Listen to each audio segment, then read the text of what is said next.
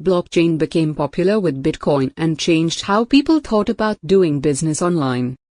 Once people started learning about blockchain, they quickly realized it could be used for many more things than Bitcoin. It was only a few years after the rise of Bitcoin that industries like healthcare, real estate, and government started using blockchain technology. Because each industry had its specific methods, blockchain began evolving into types for their uses. In this blog I will go over the different types of blockchain, and what differentiates them from one another. Why do we need different types of blockchain? Different industries use blockchain in their specific ways. Before discussing the types of blockchain, let's take a look at some examples where blockchain is utilized in different capacities. As mentioned previously, Bitcoin was the first mainstream use of blockchain technology, and it helped make blockchain well known among a large audience around the world. What is Bitcoin? Bitcoin is a type of cryptocurrency and the most common digital currency to use online. Bitcoin allows two people to transfer funds to each other without involving banks or a middleman. For instance, you will use your friend's account ID to send him or her Bitcoins.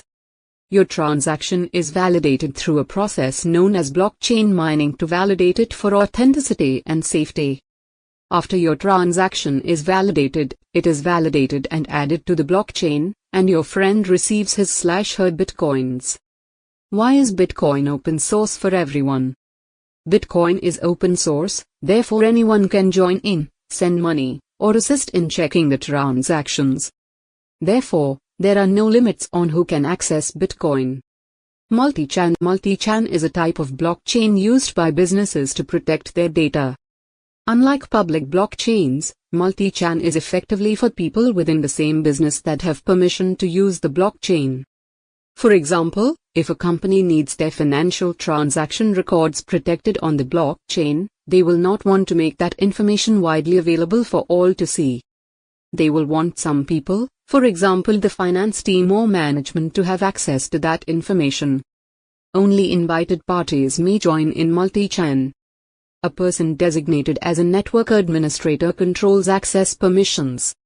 Not everyone will be able to view data or change data, only trusted members of that organization will be able to. Blockchain in the banking sector. Private blockchains, or permission blockchains, are unique in that they restrict who can participate in the blockchain. Only the specific people or groups picked ahead of time can access it and take part in transactions, or validations. These people are chosen by the group in control of the blockchain, which is generally the developers or managers.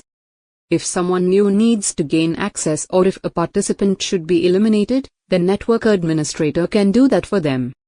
Conclusion: blockchain has grown beyond Bitcoin and now serves many industries in unique ways. Different types like public, private, and consortium blockchains exist to meet these needs. Each type plays an important role in making data sharing safe, smart, and effective.